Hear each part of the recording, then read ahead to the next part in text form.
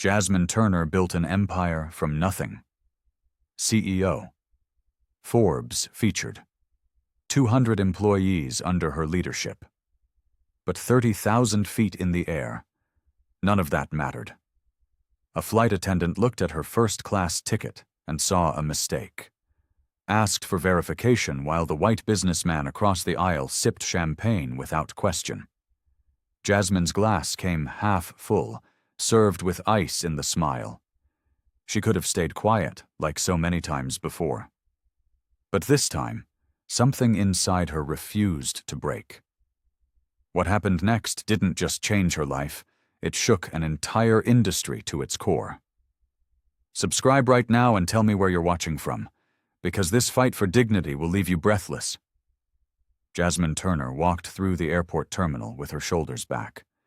Her heels clicked against the polished floor. She was tired, but relieved. 3 weeks of back-to-back investor meetings had finally ended. She reached the gate and showed her boarding pass. The agent smiled at her. Jasmine smiled back. First class always felt different. It felt earned. She boarded the plane and found her seat. The leather was soft against her back. Jasmine placed her briefcase in the overhead compartment. She sat down and exhaled slowly. A flight attendant passed by. The woman was older, maybe 50. Her name tag read, Claire. She wore a tight smile. Her eyes swept over Jasmine without really seeing her. "Welcome aboard," Claire said. Her voice was flat. "Thank you," Jasmine said. Claire moved past her quickly. Jasmine felt something shift in the air. She couldn't name it yet. But it was there. Another passenger settled into the seat across the aisle. He was white, middle-aged, wearing an expensive suit. Claire appeared beside him immediately.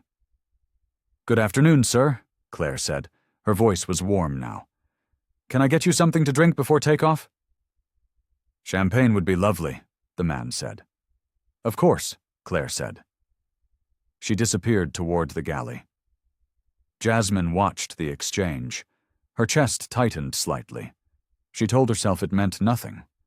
Claire was just busy, that was all. But Jasmine had been successful long enough to recognize a pattern. She had built a tech company from nothing. She knew when people saw her title before they saw her face. And she knew when they saw her face and forgot her title entirely. Claire returned with a champagne flute. She handed it to the businessman with a gracious smile. Jasmine waited. Claire did not look her way. "Excuse me," Jasmine said. Her voice was polite but clear. Claire turned slowly. Her expression was neutral. "Yes? May I have a glass of champagne as well?" Jasmine asked. Claire's eyes found hers. Something cold passed between them. "Of course," Claire said. But she didn't move.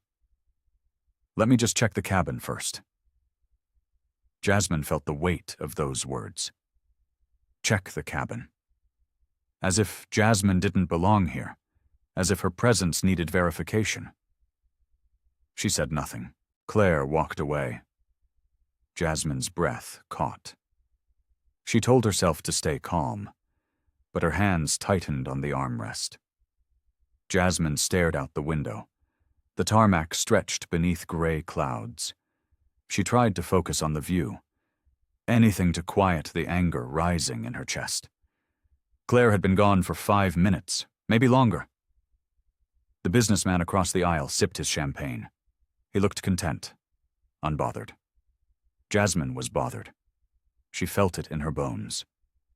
This was not about champagne. It never was. Tyler Brooks appeared from the back of the cabin. He was younger than Claire, maybe late 30s. His expression was kind. He smiled at Jasmine as he passed. "Excuse me," Jasmine said. Tyler stopped. "Yes, ma'am."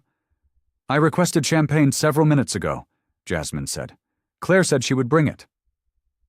Tyler's smile faltered. He glanced toward the galley. "I'll check on that for you right away." "Thank you," Jasmine said. Tyler disappeared. Jasmine felt a small flicker of hope. Maybe this was just a miscommunication. Maybe Claire had forgotten. But then Claire emerged from the galley. She walked directly to Tyler. They spoke in low voices. Jasmine couldn't hear them, but she saw Claire's face. It was hard, defensive. Tyler's voice was soft. "She's just asking for champagne." "I know what she's asking for," Claire said. Her voice was sharp now. "I need to verify her ticket class first." Jasmine's chest tightened again. Verify her ticket class. The words landed heavy. No one had asked the businessman for verification. No one had hesitated. Tyler looked uncomfortable. He glanced at Jasmine. Then he looked away. Claire walked toward Jasmine. Her expression was professional, but cold. "Ma'am, may I see your boarding pass?" Claire asked. Jasmine was angry now. She could feel it burning in her throat, but she kept her voice steady. "Why do you need to see it?" Jasmine asked. "It's standard procedure," Claire said. "You didn't ask him," Jasmine said. She nodded toward the businessman. Claire's jaw tightened. "Ma'am, I need to confirm your seat assignment." Jasmine pulled out her boarding pass. She handed it to Claire. Her hands shook slightly. She hated that they shook. Claire examined the pass. Her eyes scanned it slowly. Too slowly. She handed it back. "First class," Claire said. Her tone was flat. "I'll bring your champagne." She walked away. Jasmine sat frozen. Her heart pounded in her chest. The businessman looked at her. His expression was curious. Then he looked away. Jasmine felt alone. Completely alone. Claire returned with a glass. She placed it on Jasmine's tray table. The movement was quick, dismissive. "Thank you," Jasmine said.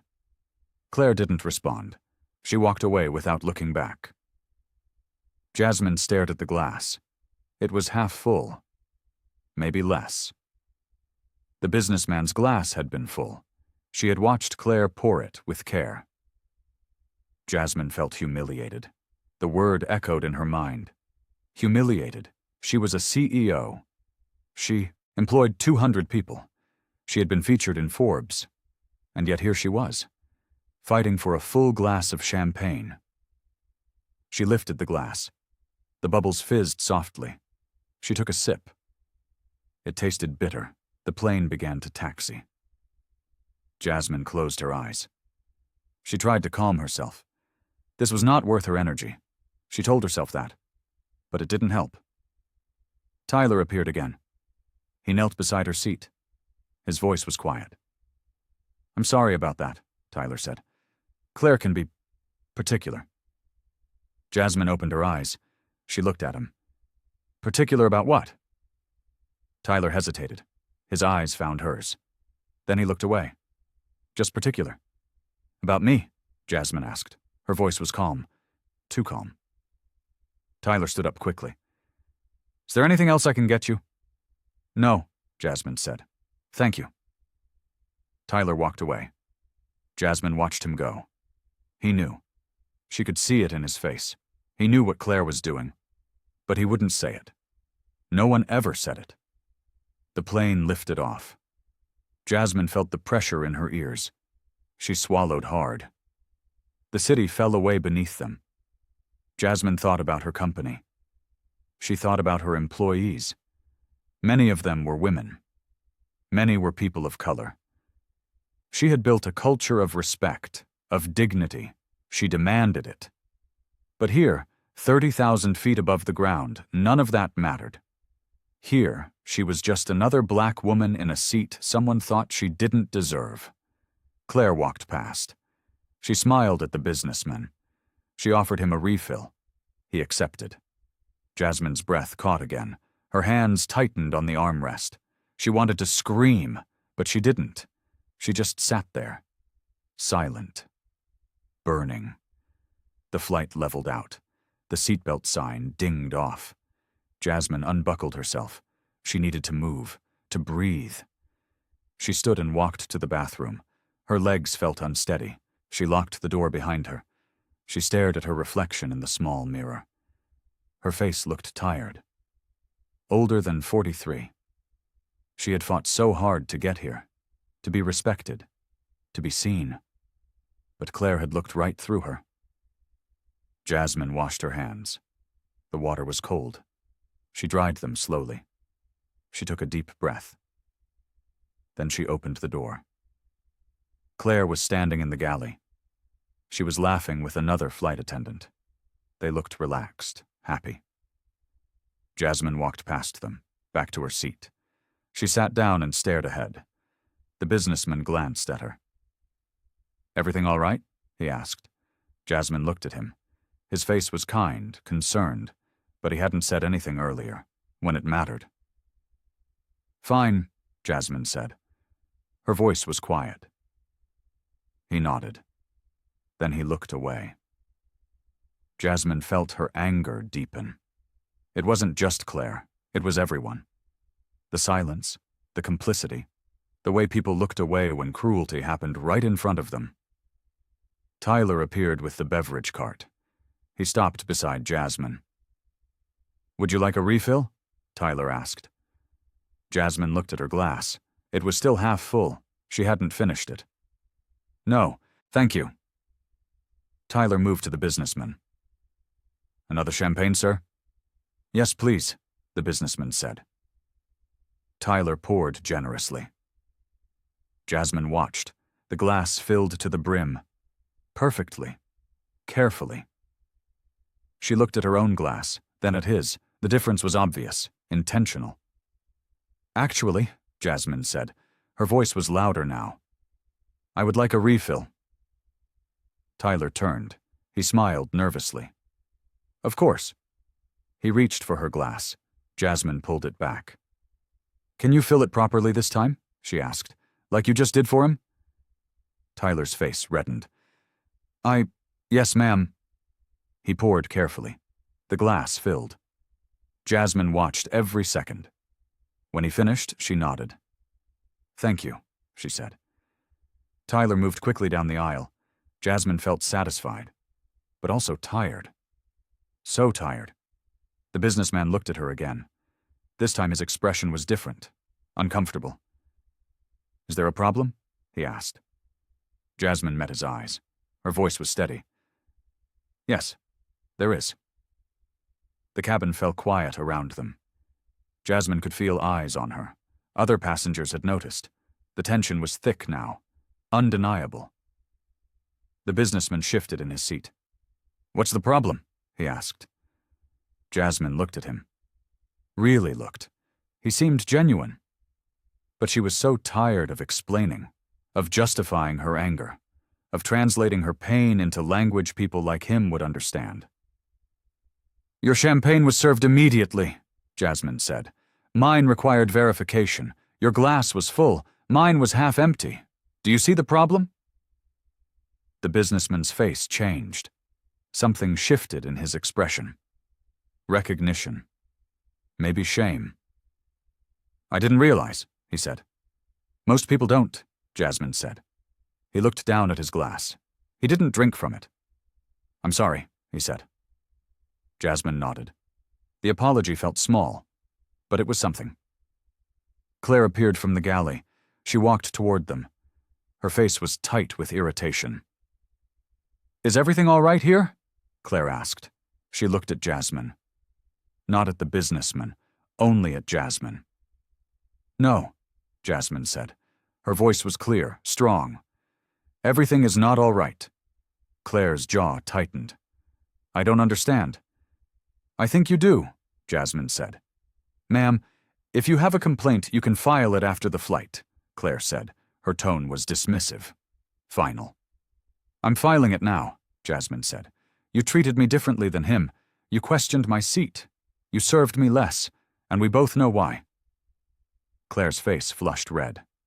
"I did no such thing." "You did," the businessman said. His voice was quiet, but firm. Claire turned to him. Surprise flashed across her face. "Sir, I don't think—" "I saw it," the businessman said. "She's right." Jasmine felt something warm in her chest. Gratitude. An ally? Finally. Claire's hands tightened at her sides. "I provide excellent service to all passengers." "Except me," Jasmine said. The silence stretched between them. Other passengers were definitely watching now. Jasmine could see them, leaning forward, listening. Claire's voice was cold. "I'll have the captain speak with you." "Good," Jasmine said. "I'd like that." Claire walked away stiffly. Her shoulders were rigid with anger. Jasmine's breath caught. She had done it. She had spoken up, but fear crept in now. What would happen next? The businessman extended his hand. "Mike Reynolds," he said. Jasmine shook it. "Jasmine Turner." "I should have said something sooner," Mike said. "I'm sorry." "You said something now," Jasmine said. "That matters." 10 minutes passed. Jasmine sat rigid in her seat. Her heart pounded steadily in her chest. She had crossed a line. There was no going back now. Mike sat quietly across from her. He hadn't spoken since introducing himself, but his presence felt solid, supportive. Tyler walked past. He avoided looking at Jasmine. She could see the conflict in his face. He knew what was happening, but he was scared. Jasmine understood fear. She had felt it countless times, in board meetings, in negotiations, in rooms where she was the only one. Fear was familiar, but so was courage. Claire reappeared. A man in a captain's uniform walked beside her. He was older, maybe 60. His face was stern. "Ms. Turner?" the captain asked. "Yes," Jasmine said. "I'm Captain Edwards," he said. "I understand there's been a disagreement." "Not a disagreement," Jasmine said. "Discrimination." Captain Edwards' expression didn't change. "That's a serious accusation." "It's a serious problem," Jasmine said. Claire stood behind the captain. Her face was smug. She thought she had won. Jasmine could see it. "Can you explain what happened?" Captain Edwards asked. Jasmine explained. She kept her voice calm, professional.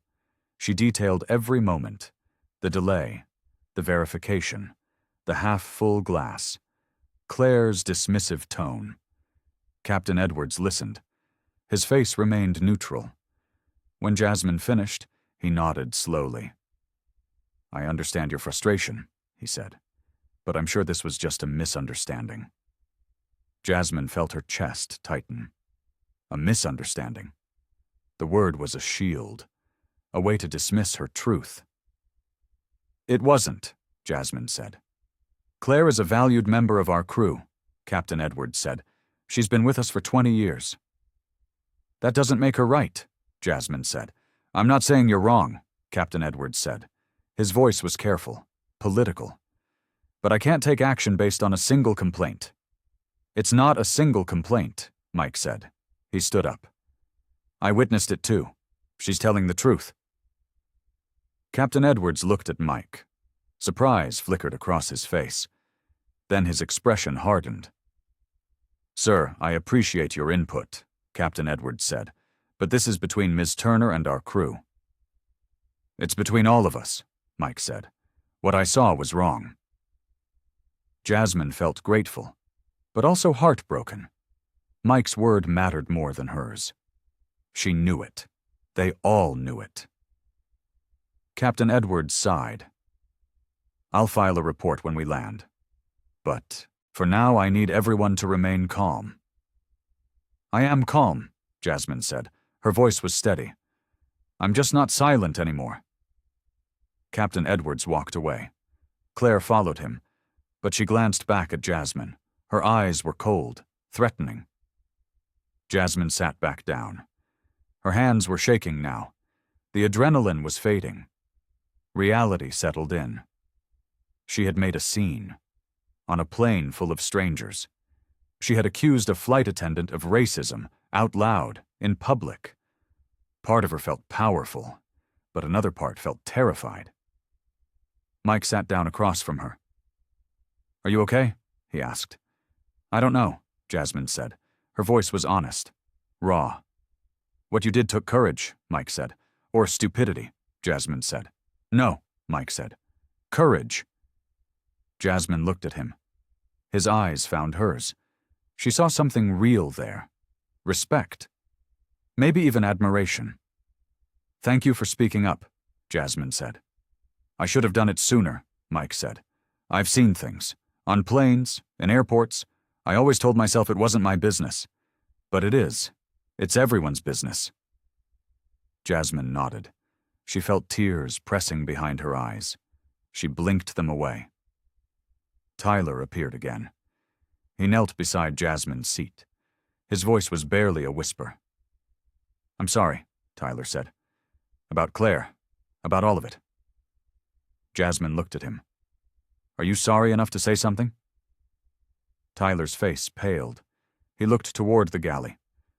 Claire was watching them. Her expression was hard.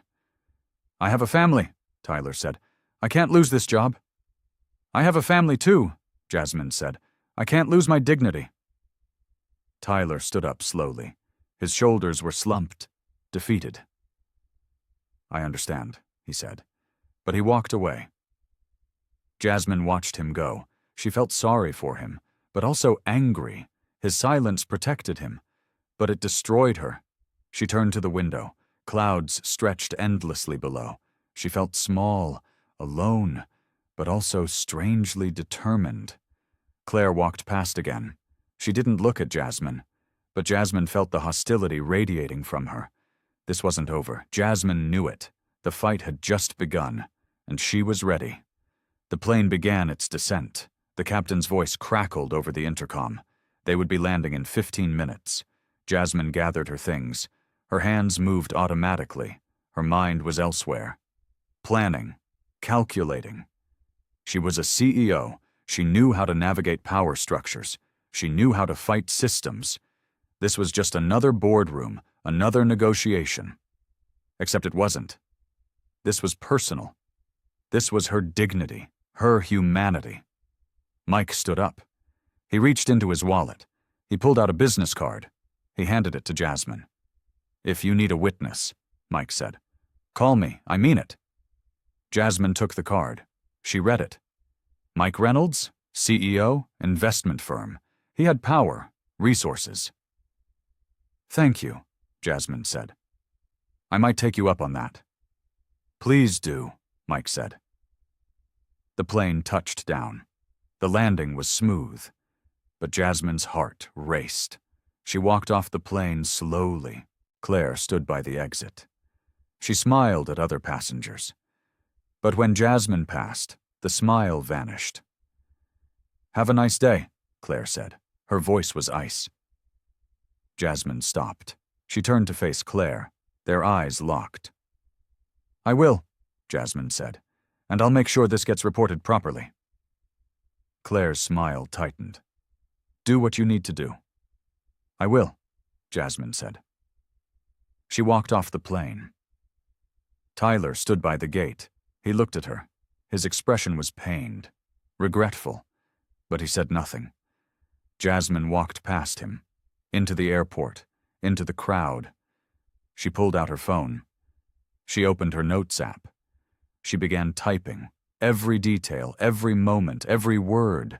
She was building a case against Claire, against the airline, against a system that tried to make her small. But Jasmine Turner was not small. She was powerful, successful, respected, and she would not be silenced. Her phone buzzed, a text from her assistant. The board meeting was confirmed for Monday. Investors were eager. Jasmine smiled. She had work to do, but first she had justice to pursue. She walked through the airport with her head high, her shoulders back. This was just the beginning. Jasmine sat in her office. The city sprawled below her windows. 3 days had passed since the flight. 3 days of fury and planning. She had filed a formal complaint with the airline. They had responded with a generic email. Professional. Empty. It promised an investigation. But Jasmine knew what that meant. Nothing. Her assistant knocked on the door. The team is ready for the meeting, she said. Jasmine stood. She smoothed her jacket. Time to work. The conference room was full. 20 faces looked at her. Her leadership team. Her people. She had hired most of them herself. "Good morning," Jasmine said.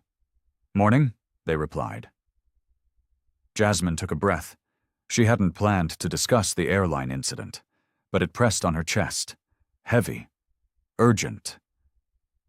"Before we start," Jasmine said, "I want to share something personal."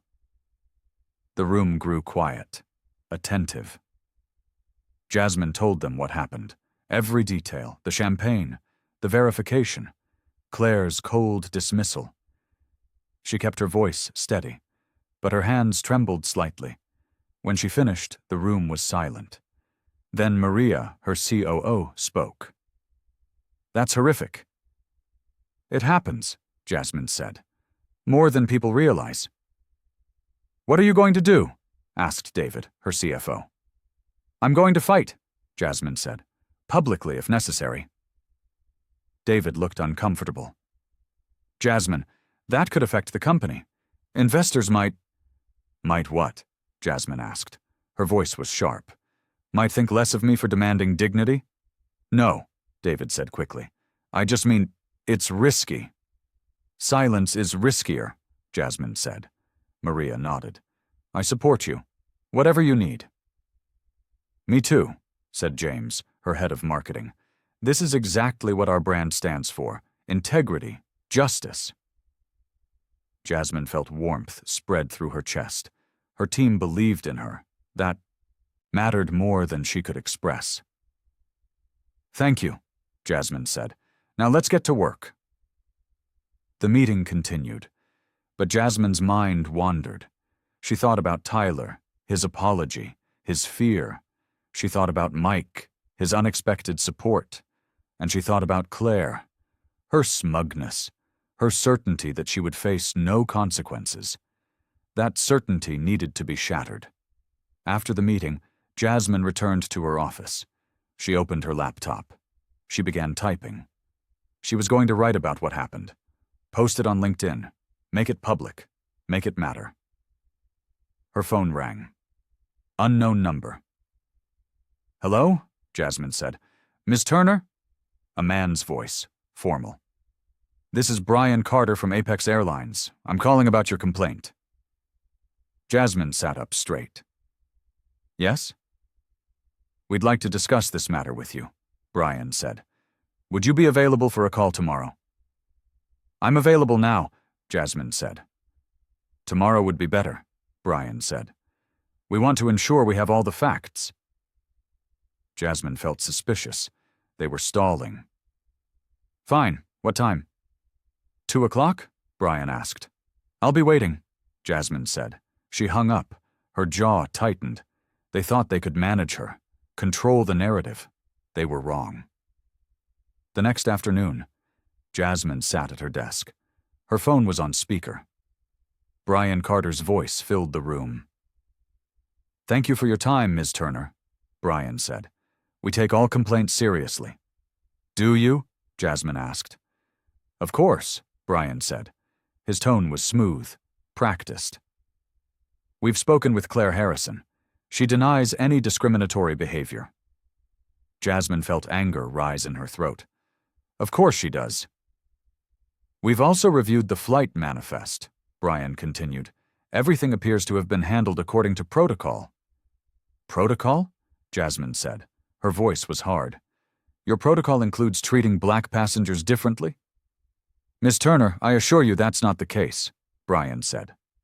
"Then explain the difference in service," Jasmine said. "Explain why my ticket needed verification. Explain the half-full glass."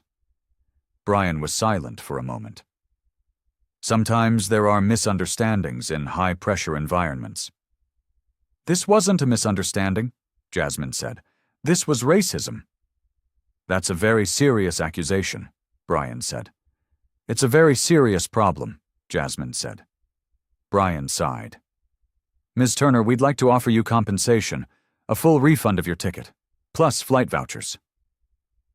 Jasmine laughed. The sound was bitter. "You think this is about money?" "It's a gesture of goodwill," Brian said. I don't want your goodwill, Jasmine said. I want accountability. I want Claire fired. I want policy changes. We can't terminate an employee based on one complaint, Brian said. Even when there's a witness? Jasmine asked. Mr. Reynolds has been difficult to reach, Brian said. Jasmine's chest tightened. Difficult to reach? Or being ignored? I'll reach him, Jasmine said. And when I do, we'll both be speaking publicly about this. Brian's voice changed, harder now. Ms. Turner, going public could be complicated, for both parties. Is that a threat? Jasmine asked. It's a reality, Brian said. These situations are delicate. Public accusations can damage reputations, yours included. Jasmine felt cold fury wash over her. My reputation can handle the truth. Can yours? We're trying to resolve this amicably, Brian said. Then resolve it properly, Jasmine said. Fire Claire. Implement anti-discrimination training. Issue a public apology. That's not possible, Brian said. Then we're done here, Jasmine said. She ended the call. Her hands shook. She pressed them flat against her desk. They were protecting Claire, protecting themselves, sacrificing her dignity to avoid admitting fault. Jasmine opened her laptop. She found Mike's business card. She dialed his number. He answered on the second ring.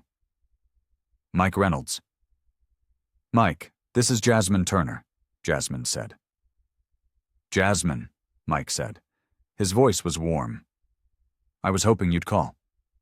The airline contacted you? Jasmine asked. They did, Mike said. I told them exactly what I saw, but they didn't seem interested. They're covering it up, Jasmine said.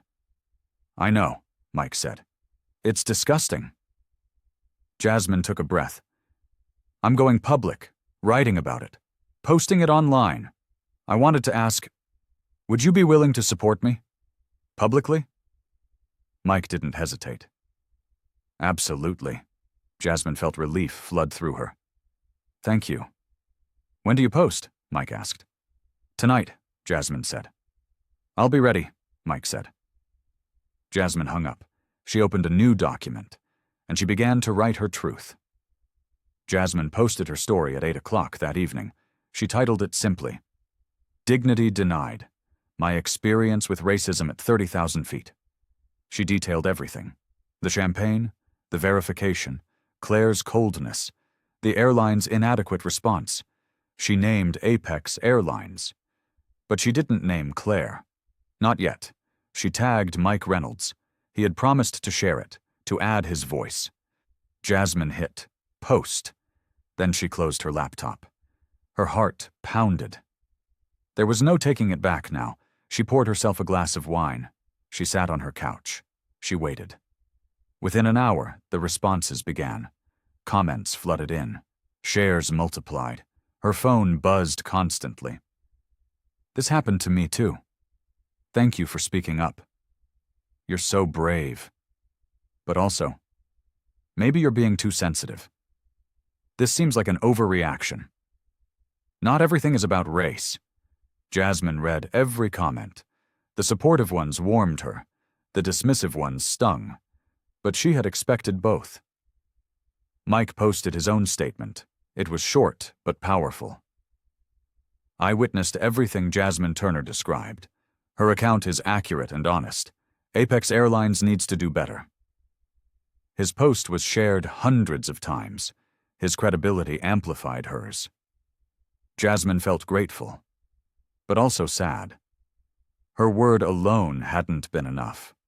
Her phone rang. Maria. Jasmine, I just saw your post, Maria said.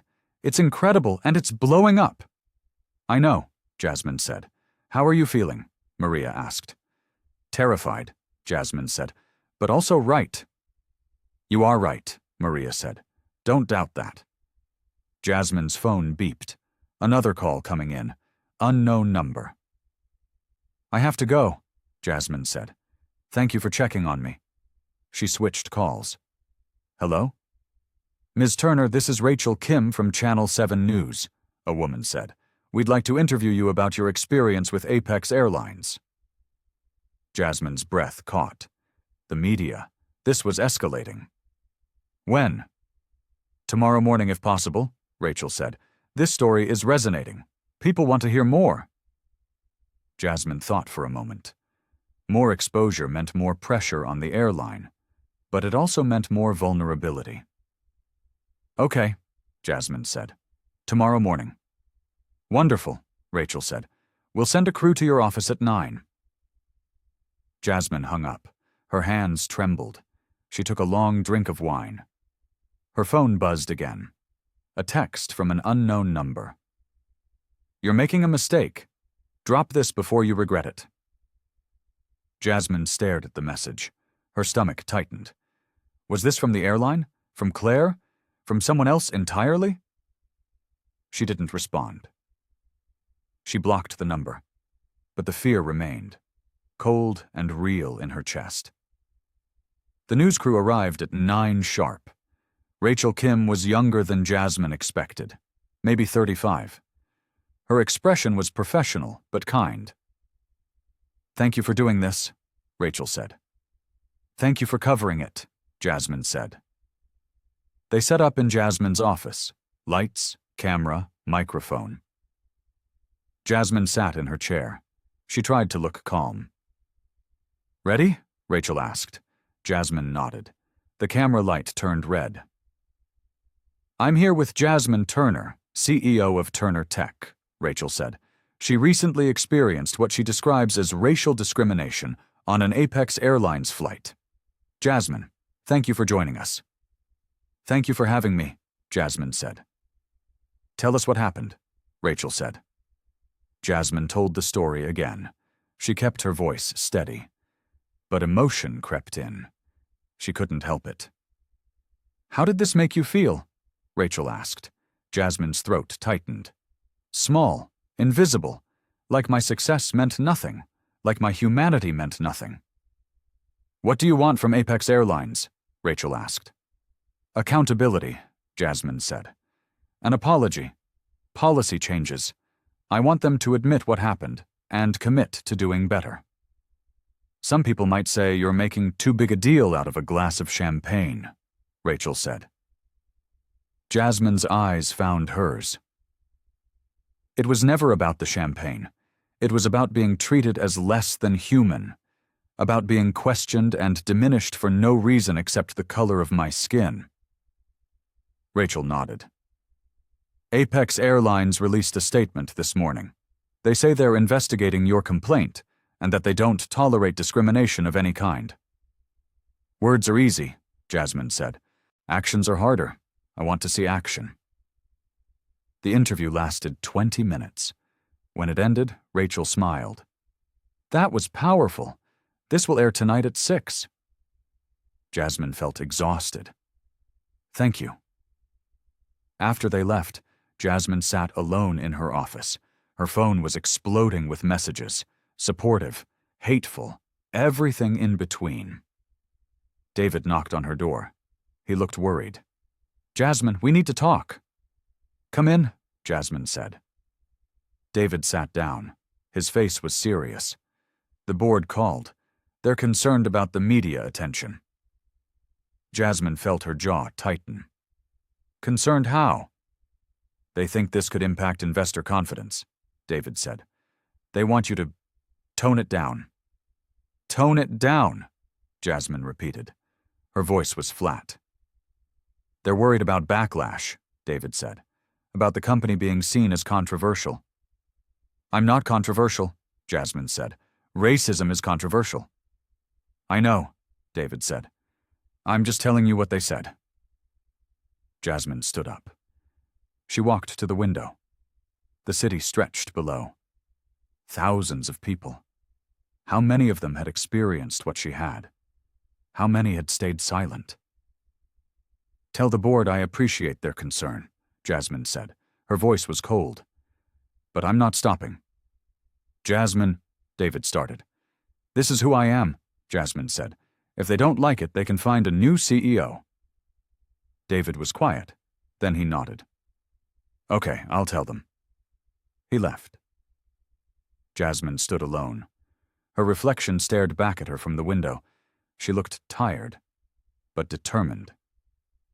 Her phone buzzed, another threatening text. Stop now or face consequences. Jasmine deleted it, but her hands shook. The interview aired that evening. Jasmine watched it at home, alone, with another glass of wine. She looked strong on camera, composed, but she remembered how she had felt inside. Fragile, scared. Her phone rang immediately after. Maria. You were incredible, Maria said. Thank you, Jasmine said. Twitter is exploding, Maria said. #dignity denied is trending. Jasmine felt overwhelmed. This was bigger than she had imagined, bigger than one flight, one incident. Are you okay? Maria asked.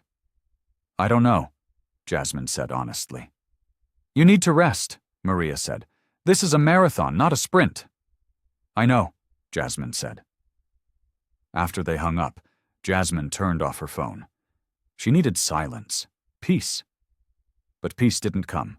Her doorbell rang. Jasmine jumped. Who would visit this late? She checked the peephole. Tyler Brooks stood outside. He looked nervous, ashamed. Jasmine opened the door. Tyler? Ms. Turner, Tyler said. I'm sorry to show up like this. I got your address from... It doesn't matter. I needed to talk to you. Come in, Jasmine said.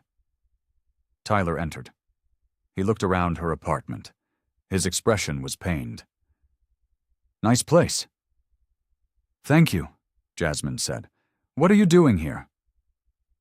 Tyler took a breath. His voice was shaky. I saw your interview and your post, and I can't stay silent anymore. Jasmine felt her heart quicken. What do you mean? I want to support you, Tyler said. Publicly, I want to tell people what I saw, what Claire did. Tyler, you said you couldn't lose your job, Jasmine said. I can't, Tyler said. I have 2 kids, a mortgage, but I also can't look at myself in the mirror anymore. I've watched Claire do this before, to other passengers, other black passengers, and I said nothing. I did nothing. His voice broke. Tears filled his eyes. I'm ashamed, and I'm done being a coward. Jasmine felt something shift in her chest. Compassion, respect. Tyler, this could cost you everything. I know, Tyler said, but staying silent is costing me my soul. Jasmine walked to him. She placed a hand on his shoulder. Thank you. Your voice will matter. What do you need me to do? Tyler asked. Write down everything you remember, Jasmine said. Every detail, every incident with Claire. We'll need evidence. Tyler nodded. I'll start tonight. He left. Jasmine closed the door. She leaned against it. Her breath caught. An ally, a real one, someone willing to risk everything. She wasn't alone anymore. Her phone rang again. She had turned it back on. Unknown number. She answered cautiously. Ms. Turner? A woman's voice, young, scared. Yes, Jasmine said. My name is Lori Davidson, the woman said. I'm an intern at Apex Airlines. I saw your interview, and I need to tell you something. Jasmine's pulse quickened. I'm listening. Claire has complaints, Lori said. Her voice was barely a whisper. In her file, multiple complaints, from black passengers, but they're buried. The airline protects her because she's senior staff. Jasmine felt rage flood through her. How many complaints? At least 5 that I've seen, Lori said. Maybe more. Why are you telling me this? Jasmine asked. Because it's wrong, Lori said, and because I'm tired of watching powerful people protect each other while people like you suffer. Can you get me those files? Jasmine asked. Lori was quiet. Then, I could lose my job, my career. I know, Jasmine said gently. I won't ask you to do anything you're not ready for. I'll think about it, Lori said. But Ms. Turner, Don't stop fighting, please." "I won't," Jasmine said. The line went dead. Jasmine sat down. Her head spun. Evidence. Witnesses. The truth was coming together. But so were the threats. The next morning, Mike Reynolds called. His voice was tense. "Jasmine, I got a call from Apex's legal team," Mike said. "What did they say?" Jasmine asked. "They're threatening to sue me for defamation," Mike said. "They claim my statement was false and damaging to their reputation." Jasmine felt cold fury wash over her. "That's insane." "I know," Mike said.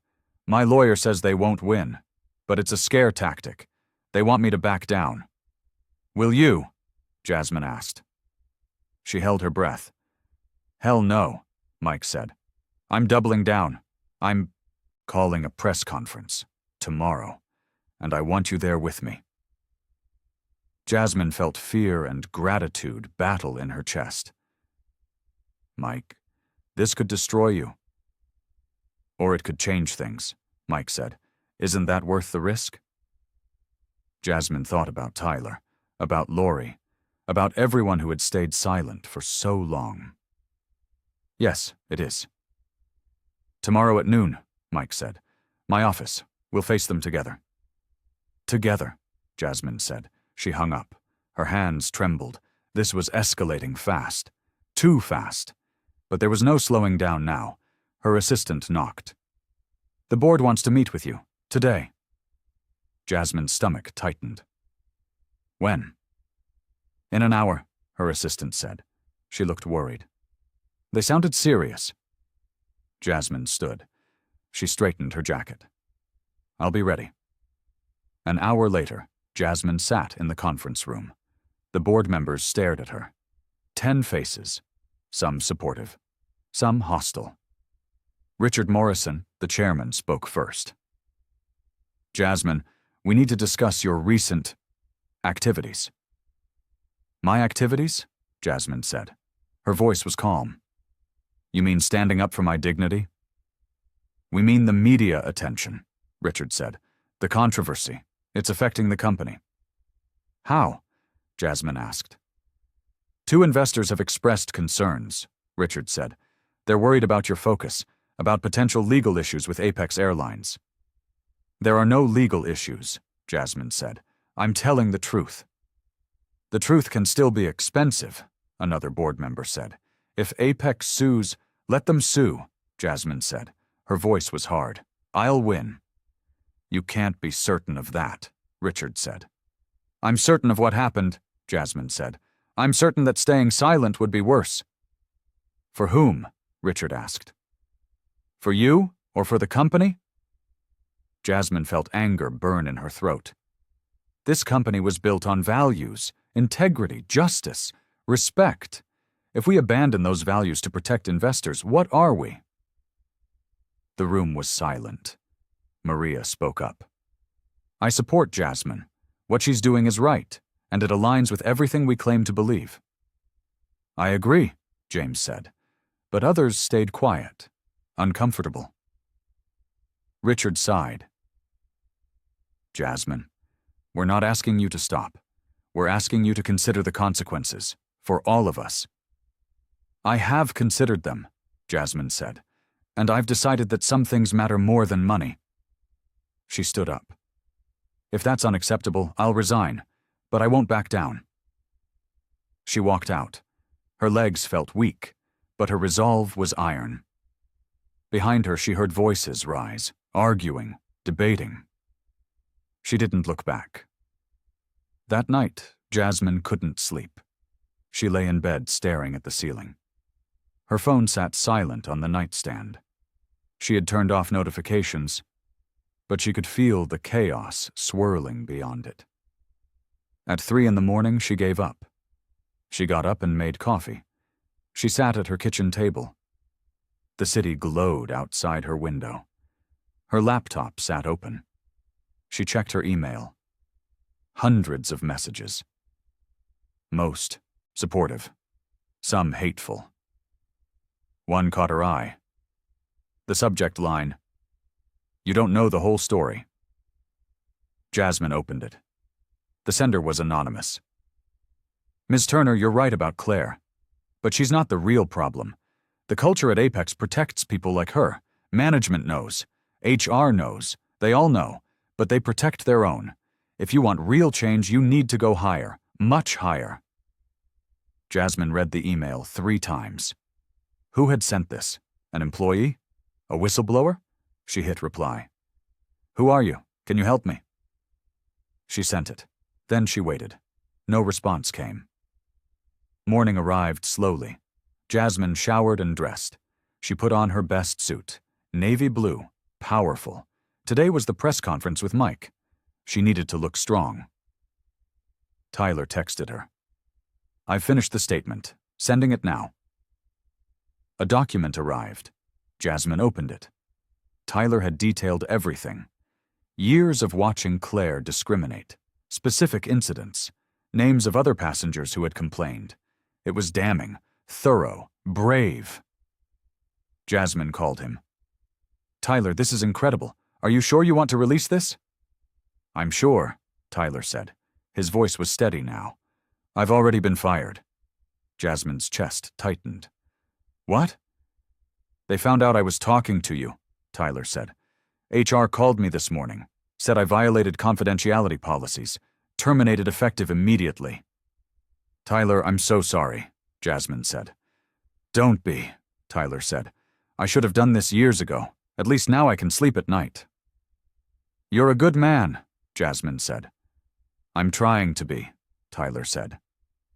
Jasmine arrived at Mike's office at 11:30. The building was downtown. Glass and steel. Impressive. Mike greeted her in the lobby. He looked tired but determined. Ready? He asked. As I'll ever be, Jasmine said. They rode the elevator to the 20th floor. A conference room had been set up for the press conference. Cameras, reporters, microphones. Jasmine's breath caught. This was real. Huge. Mike squeezed her hand. We've got this. At noon, they walked in. Cameras flashed. Questions erupted. Mike raised his hand. The room quieted. Thank you for coming, Mike said. I'm here today with Jasmine Turner to address the ongoing situation with Apex Airlines. He spoke for 5 minutes, detailing what he witnessed, condemning the airline's response, demanding action. Then Jasmine spoke. Her voice was clear, strong.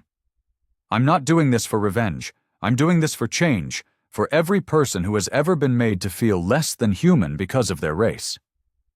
This stops now. The questions came fast, aggressive, probing. Ms. Turner, do you plan to sue? Are you worried about your company's reputation? What do you say to people who think you're overreacting? Jasmine answered each one. Honest, direct, unwavering. Then a reporter asked, Apex Airlines released a statement an hour ago. They claim you're lying, that Claire Harrison is a model employee. How do you respond? Jasmine felt her jaw tighten. I respond with evidence. She held up Tyler's statement. This is from Tyler Brooks, a former Apex employee. He witnessed multiple incidents of discrimination by Claire Harrison. He's willing to testify. The room exploded. More questions, more cameras. Jasmine felt powerful, validated, but also exhausted. After 30 minutes, Mike ended the conference. They left through a back exit, away from the cameras. In the car, Jasmine finally exhaled. That was intense. You were perfect, Mike said. Jasmine's phone buzzed. A text from an unknown number. You just made a powerful enemy. Watch your back. Jasmine showed it to Mike. His face darkened. We need to report this. To who? Jasmine asked.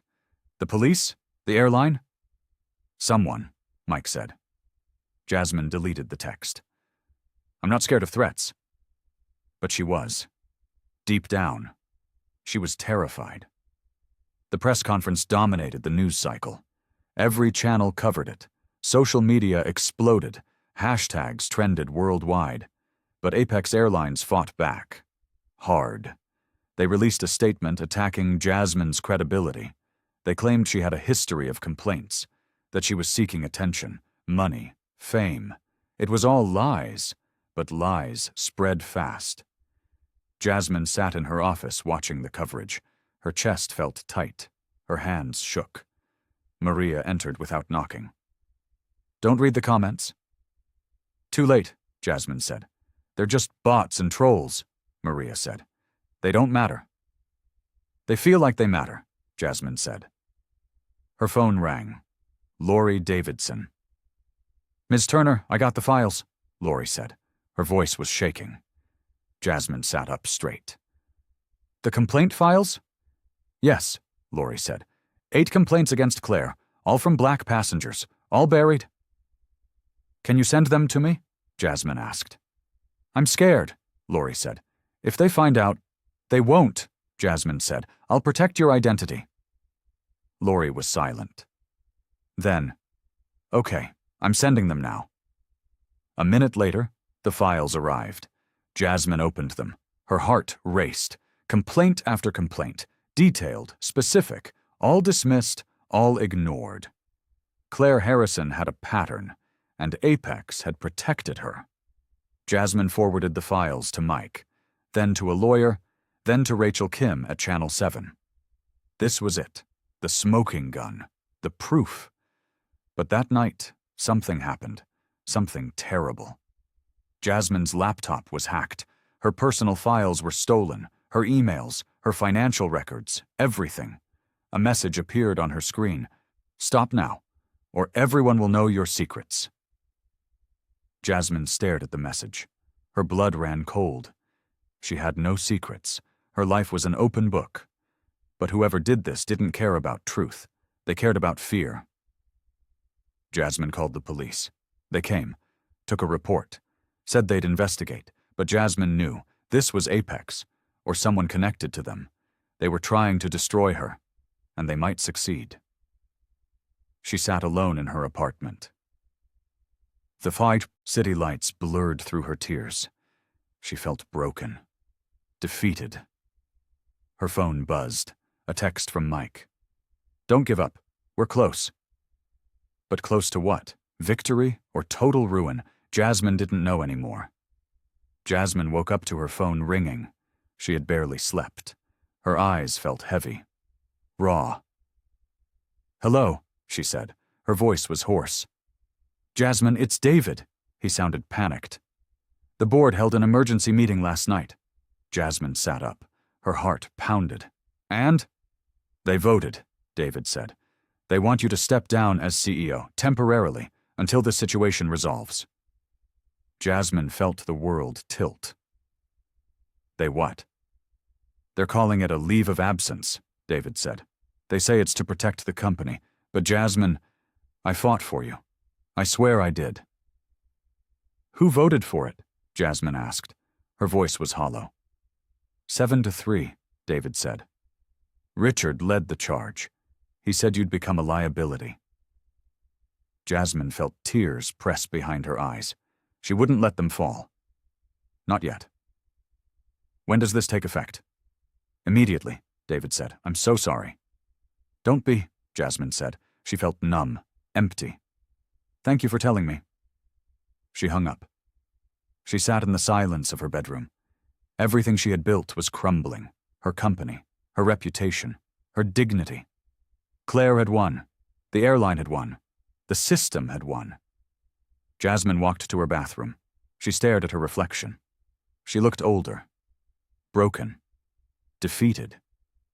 She thought about giving up, about accepting the leave, about disappearing. But then she thought about Tyler, about his bravery, about what it had cost him. She thought about Lori, about the files she had risked everything to provide. She thought about all the other passengers, the ones who had complained, who had been ignored, silenced. Jasmine felt something shift in her chest. Anger, pure and hot. She wasn't done. Not yet. She called Mike. "They pushed me out." "I heard," Mike said. "It's all over the news." I need to hit back, Jasmine said. Hard. What do you have in mind? Mike asked. A lawsuit, Jasmine said, against Apex, for discrimination, retaliation, everything. That will take years, Mike said, and cost a fortune.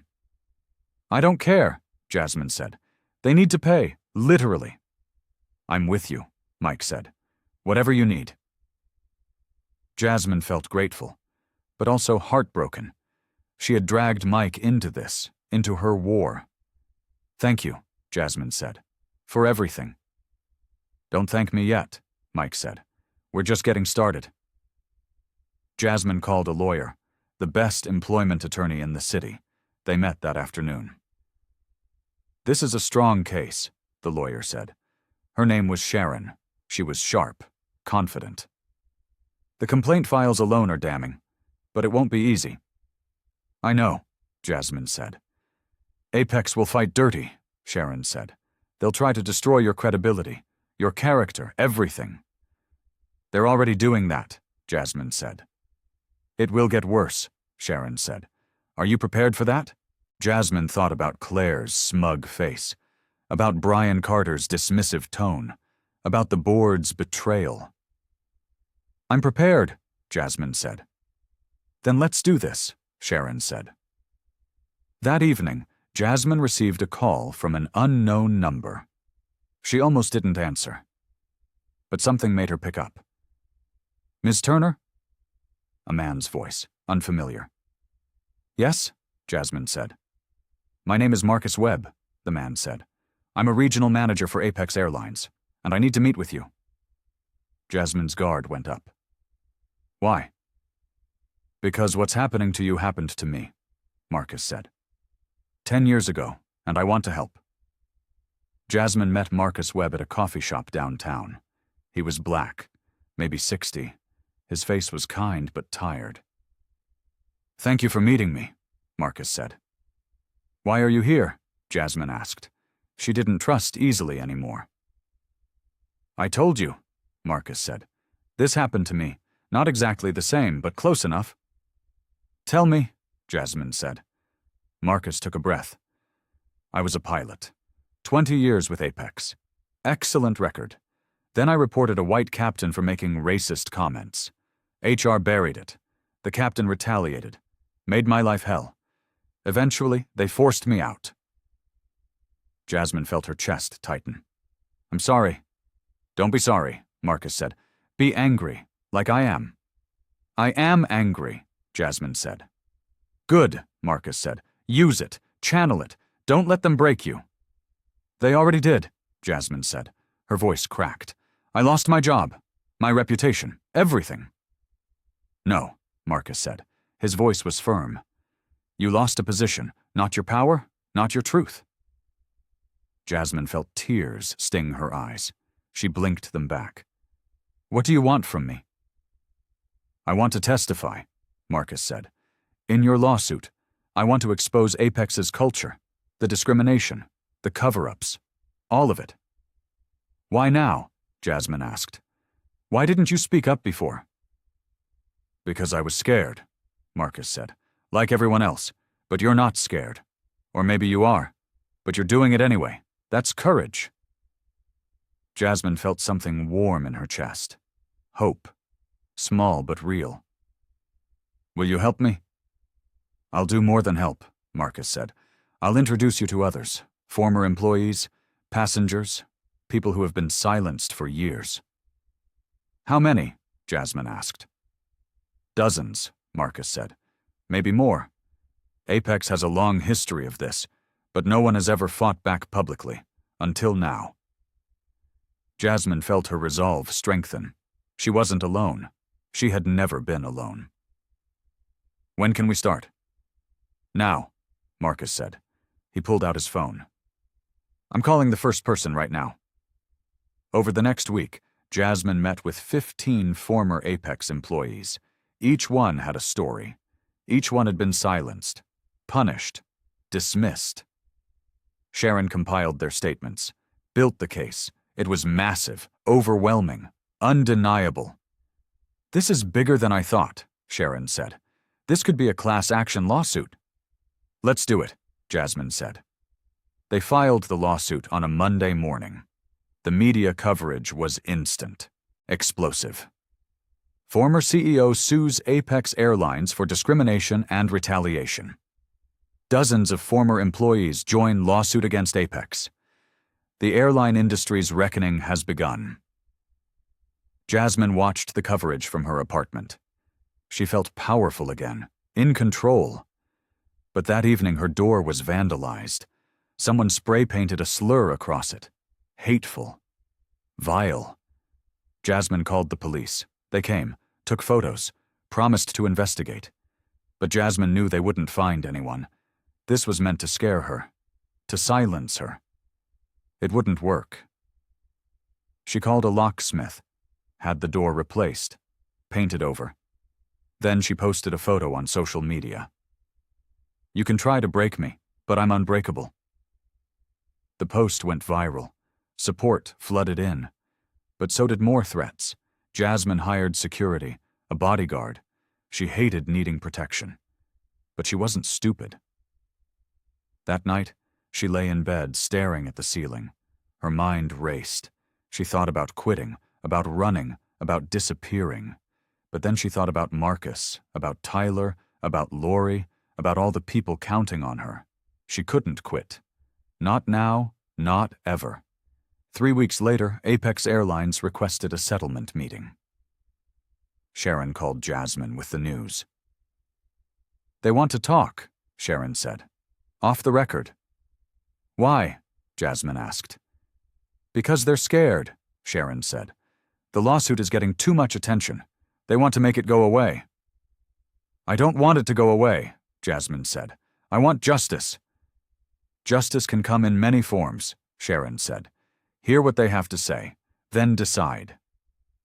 The meeting was held in a conference room downtown. Neutral territory. Jasmine arrived with Sharon. Mike came too, for support.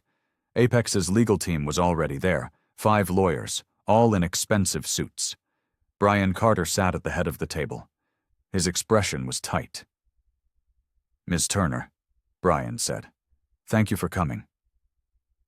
"Let's skip the pleasantries," Jasmine said. "What do you want?" Brian looked uncomfortable. "We'd like to resolve this matter amicably." "You mean you want to pay me to be quiet?" Jasmine said. "We're prepared to offer a substantial settlement," Brian said. 7 figures, plus a public apology." Jasmine felt her jaw tighten. "And Claire Harrison?" Brian hesitated. "Claire has agreed to retire, effective immediately." "Retire?" Jasmine said. Her voice was hard. "Not fired? Not held accountable? Just retired?" "She's been with the company for 20 years, Brian said. "We're allowing her to leave with dignity." "Dignity?" Jasmine said. She felt rage burn in her throat. "She destroyed mine. Where's my dignity?" "Ms. Turner, we're trying to find a resolution here," Brian said. "Then fire her," Jasmine said. "Publicly. Admit what she did. Implement real changes, mandatory training, independent oversight, zero-tolerance policies." "That's not feasible," Brian said. "Then we have nothing to discuss," Jasmine said. She stood up. "Wait," Brian said. "We can negotiate." "No," Jasmine said. "You had your chance to do the right thing. You chose to protect yourselves instead. Now you'll face the consequences." She walked out.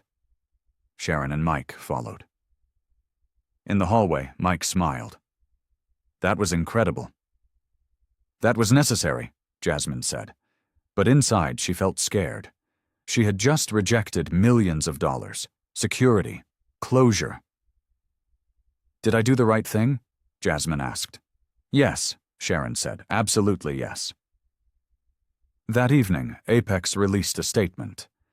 They called Jasmine's demands unreasonable and vindictive. They painted her as angry, greedy, difficult. The media ate it up. Half supported Jasmine, half questioned her motives. Jasmine sat alone in her apartment reading the coverage. Her chest felt tight. Her hands shook. Had she made a mistake? Should she have taken the money? The apology? Her phone rang. Marcus. I saw the news, Marcus said. You did the right thing. It doesn't feel right, Jasmine said. Change never does, Marcus said. It feels hard, scary, lonely, but that doesn't make it wrong. I'm tired, Jasmine said. Her voice broke. I'm so tired. I know, Marcus said. But you can't stop now. We're too close. Close to what? Jasmine asked. To winning, Marcus said. The trial date was set. 6 months away. It felt both too soon and too far. Jasmine spent those months preparing. Depositions, interviews, strategy sessions. Her life became the lawsuit. She stepped away from her company officially. The board appointed an interim CEO. Jasmine tried not to feel bitter, but she did. Maria checked on her regularly. How are you holding up? I'm surviving, Jasmine said. That's not the same as living, Maria said. I know, Jasmine said. The week before trial, Claire Harrison gave an interview. She appeared on national television. Calm, composed, sympathetic. I never discriminated against anyone, Claire said. I'm being scapegoated by a woman who wants attention and money. Jasmine watched the interview with Mike. Her blood boiled. She's lying, Jasmine said. Everyone knows she's lying, Mike said. Do they? Jasmine asked. Half the country believes her. The half that matters doesn't, Mike said. The jury will see the truth. The trial began on a Monday. The courthouse was packed. Media everywhere. Cameras, reporters, protesters. Some carried signs supporting Jasmine. Justice for Jasmine. Dignity denied no more. Others carried signs supporting Apex. Stop false accusations. Claire Harrison is innocent. Jasmine walked through the crowd with her head high. Security flanked her. She felt exposed, vulnerable. Inside the courtroom, she sat beside Sharon. Across the aisle sat Apex's legal team. And Claire. She looked different. Older, harder. Their eyes met. Claire's gaze was cold, defiant. Jasmine didn't look away. The judge entered. Everyone stood. The trial began. Opening statements were brutal. Sharon laid out Jasmine's case clearly. The discrimination, the pattern, the cover-up. Apex's lawyer painted Jasmine as bitter, vengeful, a liar seeking a payday. The first witness was Tyler Brooks. He took the stand nervously, but his testimony was powerful, honest.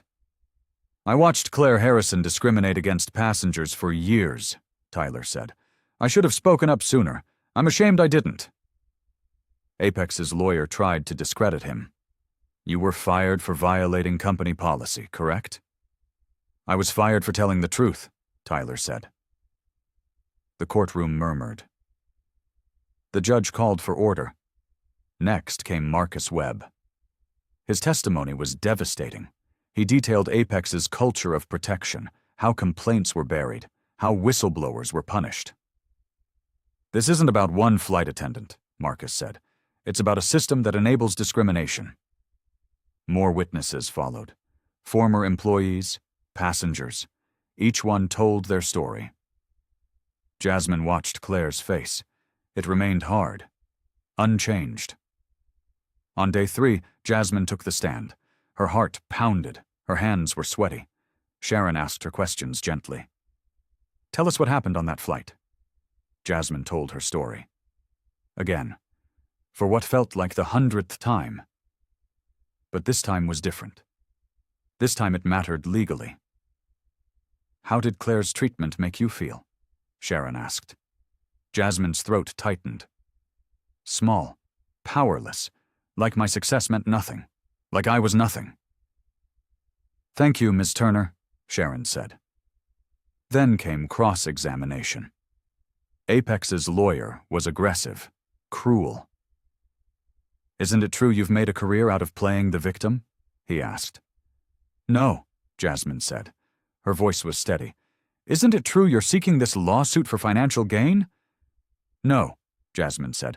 I'm seeking justice. Justice or revenge? Jasmine's eyes found his. If telling the truth is revenge, then yes, I'm seeking revenge. The courtroom erupted. The judge called for order again. Jasmine left the stand exhausted, emotionally drained. That evening, Mike called. You were incredible today. I don't know, Jasmine said. Their lawyer made me look angry. You are angry, Mike said, and you should be. Jasmine felt tears finally fall.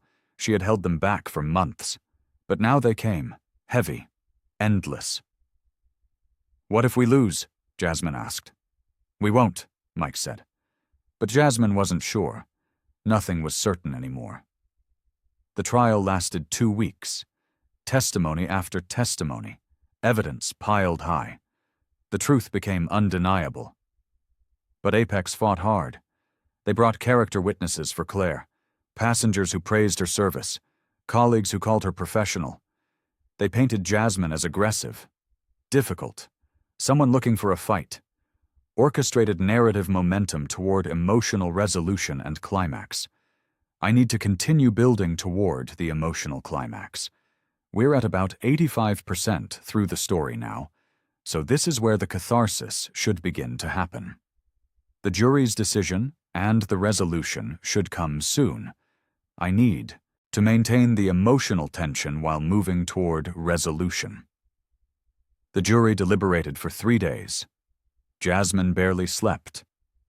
She paced her apartment, checked her phone constantly. On day 3, the call came. The jury has reached a verdict. Jasmine rushed to the courthouse. Sharon met her outside. Whatever happens, you've already won. How? Jasmine asked. You stood up, Sharon said. You didn't back down. That's a victory. They entered the courtroom. It was packed again. The energy was electric, tense. The jury filed in. 12 faces. Impossible to read. Has the jury reached a verdict? The judge asked. We have, Your Honor, the foreman said. Jasmine's breath caught. Her hands gripped the table. In the matter of Turner versus Apex Airlines, the foreman said, we find in favor of the plaintiff. The courtroom exploded. Cheers, gasps, shouts. Jasmine felt the world tilt. She had won, actually won. On the charge of racial discrimination, we find Apex Airlines liable. On the charge of retaliation, we find Apex Airlines liable. We award damages in the amount of $15 million. Jasmine couldn't breathe. 15 million. It wasn't about the money, but it was validation. Proof. Justice. Sharon hugged her. Mike hugged her. Marcus appeared from the crowd. Tyler did too. They had all won. Together. Across the aisle, Claire sat frozen. Her face was pale. Stunned. She looked at Jasmine. For the first time, Jasmine saw fear in her eyes. Not satisfaction. Just fear. Outside the courthouse, media swarmed. Questions flew. How do you feel, Miss Turner? What's next for you? What do you want to say to Apex Airlines? Jasmine stood at the microphone. She looked at the cameras, at the crowd, at the world watching. I want to say thank you, Jasmine said. Her voice was strong, clear. To everyone who believed me, who stood with me, who refused to let injustice win. She paused. Her eyes found the camera. This was never about revenge. It was about dignity, about refusing to be silenced, about demanding better. What's next? A reporter asked. Jasmine smiled, small but real. I'm going back to work.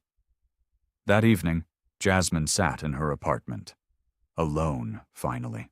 Quiet, finally. Her phone buzzed, a text from the board chairman, Richard. The board would like to discuss your return as CEO. Jasmine stared at the message. Anger flared. They had pushed her out. Now they wanted her back? She typed a response. We can discuss it, on my terms. She sent it. Then she turned off her phone. She walked to her window. The city glowed below. Thousands of lights. Millions of people. How many of them had experienced what she had? How many had stayed silent? She thought about Claire, about the verdict, about justice finally served. But she also thought about the cost, the months of pain, the fear, the loneliness. Was it worth it? Jasmine looked at her reflection in the window. She looked tired, but stronger. Changed. Yes, it was worth it. The verdict sent shockwaves through the airline industry. Other passengers came forward. More lawsuits were filed, against Apex, against other airlines. The reckoning had begun. Jasmine became a symbol, a voice. She gave speeches, attended conferences, advocated for change. Apex Airlines was forced to implement sweeping reforms, mandatory anti-discrimination training, independent oversight, a zero-tolerance policy. Claire Harrison was banned from ever working in the industry again. It wasn't enough, but it was something. 3 months after the trial, Jasmine met with her board. The full board, including Richard. "We made a mistake," Richard said. His voice was stiff, uncomfortable. "We should have supported you. We're sorry." Jasmine looked at each board member. Some looked ashamed. Others looked defensive. "Sorry isn't enough," Jasmine said. "What do you want?" Richard asked. "I want changes," Jasmine said, "to the board structure, to our value statement, to how we handle discrimination complaints internally. If I come back, things will be different." "We agree," Richard said. "Do you?" Jasmine asked. "Or do you just want the good publicity?" Richard looked uncomfortable. "Both, probably, but that doesn't make the need for change less real." Jasmine considered. She could walk away, start fresh somewhere else. But this company was hers. She had built it. She wasn't ready to let it go. "I'll come back," Jasmine said, "but on my terms, and if you undermine me again, I walk, permanently." "Understood," Richard said. Jasmine returned as CEO the following Monday. Her employees greeted her with applause. Some had tears in their eyes. Maria hugged her tightly. "Welcome home." "It's good to be back," Jasmine said, and she meant it. But work felt different now. Everything felt different. Jasmine had changed, fundamentally, irreversibly. She was harder, more cautious, but also more certain of herself, of her worth. That weekend, Jasmine visited Tyler. He had found a new job, at a smaller airline, one committed to reform. "How are you?" Jasmine asked. "Good," Tyler said. He smiled. "Really good. My kids are proud of me. That matters more than anything." "I'm proud of you too," Jasmine said. "We did something important," Tyler said. "We changed things." "We started to change things," Jasmine said. "There's still so much work to do." "There always will be," Tyler said. "But that's okay, as long as people keep fighting." Jasmine hugged him. "Thank you. For everything." Lori Davidson reached out, too. She had left Apex, found work with a non-profit focused on workplace justice. "You inspired me," Lori said, "to stop being scared, to use my voice." "You inspired me too," Jasmine said. "Your courage made this possible."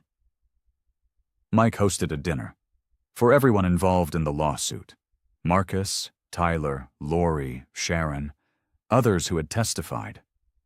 They sat around a long table, laughing, sharing stories, celebrating. "To Jasmine," Mike said.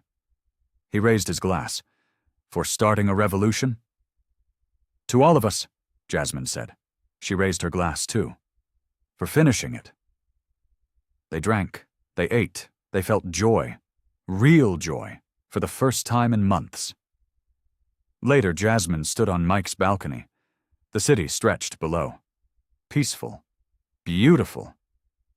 Mike joined her. "You okay?" "Yeah," Jasmine said. "I think I am." What's next for you? Mike asked. I don't know, Jasmine said. Keep working, keep fighting, keep living. Sounds like a good plan, Mike said. Jasmine smiled. It does, doesn't it?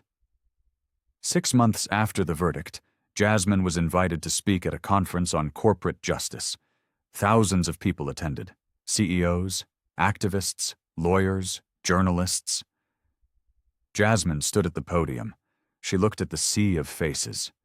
She felt nervous, but also ready. A year ago, I was humiliated on an airplane, Jasmine said. A flight attendant denied me dignity because of the color of my skin. I could have stayed silent. Many people do. It's easier. Safer.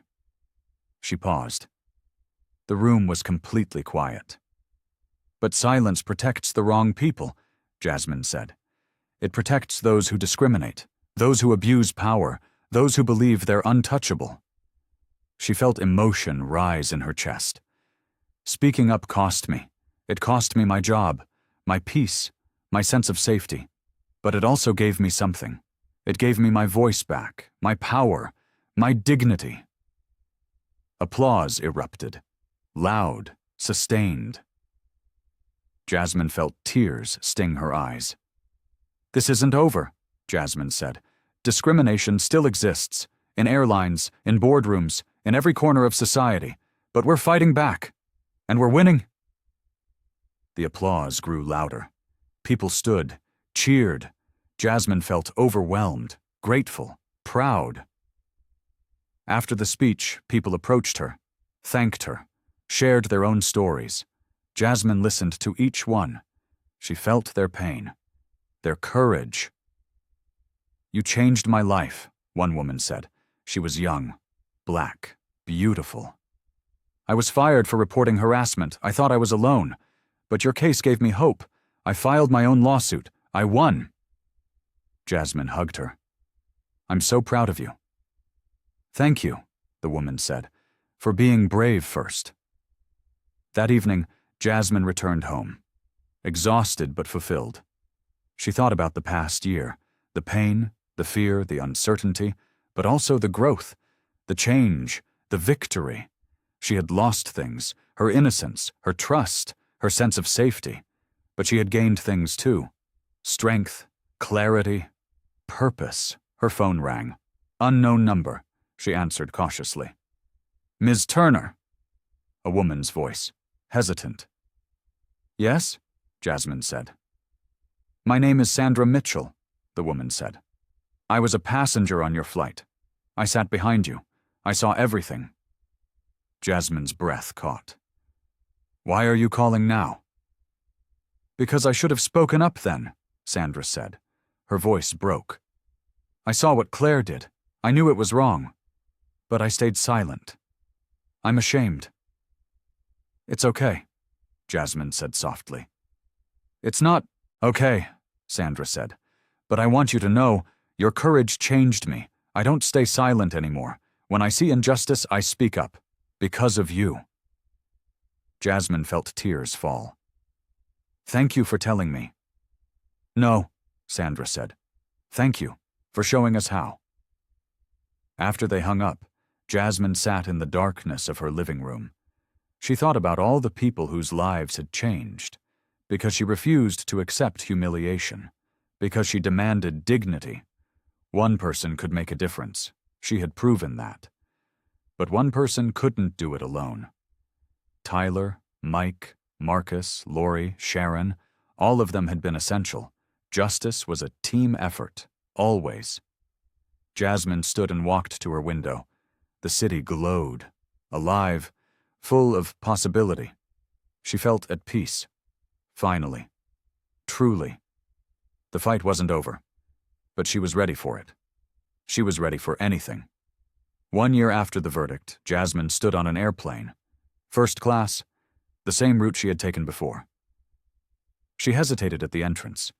Memories flooded back. The humiliation, the anger, the fear. But she stepped forward anyway. She found her seat. She sat down. A flight attendant approached. She was young, black. She smiled warmly. Welcome aboard, Miss Turner. Can I get you anything?" Jasmine felt her chest tighten, but this time it wasn't fear. It was hope. "Champagne, please," Jasmine said. "Of course," the flight attendant said. She returned quickly. The glass was full, perfectly poured. "Anything else?" "What's your name?" Jasmine asked. "Kennedy," the flight attendant said. "Thank you, Kennedy," Jasmine said, "for your excellent service." Kennedy smiled. "Thank you. And Ms. Turner, thank you for what you did. It changed things, for all of us." Jasmine felt tears press behind her eyes. She blinked them away. "You're welcome." Kennedy walked away. Jasmine lifted her glass. The bubbles fizzed softly. She took a sip. It tasted perfect. The plane took off. Jasmine looked out the window. The city fell away below. She felt light. Free. Her phone buzzed. A text from Maria. "How's the flight?" Jasmine smiled. She typed back. "Perfect." She thought about Claire, about the trial, about everything that had happened. She didn't hate Claire anymore. She pitied her. Claire had lost everything, her job, her reputation, her dignity. But Jasmine had gained everything, not money, not fame, but something more important. She had gained herself back. The plane leveled out. The seatbelt sign turned off. Jasmine unbuckled herself. She stood and stretched. A businessman across the aisle smiled at her. "First time flying first class?" Jasmine laughed. "No, but it feels different this time." "Why?" he asked. "Because this time I know I belong here," Jasmine said. She sat back down. She pulled out her laptop. She had work to do, a speech to write, a meeting to prepare for, a company to run. But she also had something else. Peace, dignity, justice. The flight attendant passed by. She refilled Jasmine's glass without being asked. "Enjoy your flight, Ms. Turner." "I will," Jasmine said. And she meant it. She looked out the window again. Clouds stretched endlessly below. The sun broke through them. Golden. Beautiful. Jasmine thought about everyone who had helped her. Tyler, Mike, Marcus, Lori, Sharon, all the witnesses, all the supporters. She thought about everyone still fighting, still speaking up, still demanding dignity. The work wasn't finished, but the tide had turned. Change was happening. Slowly, imperfectly, but really. Jasmine closed her eyes. She felt the plane carry her forward, into the future, into possibility. She had fought for dignity. She had won it, not just for herself, for everyone. And that was enough. She opened her eyes. She lifted her glass.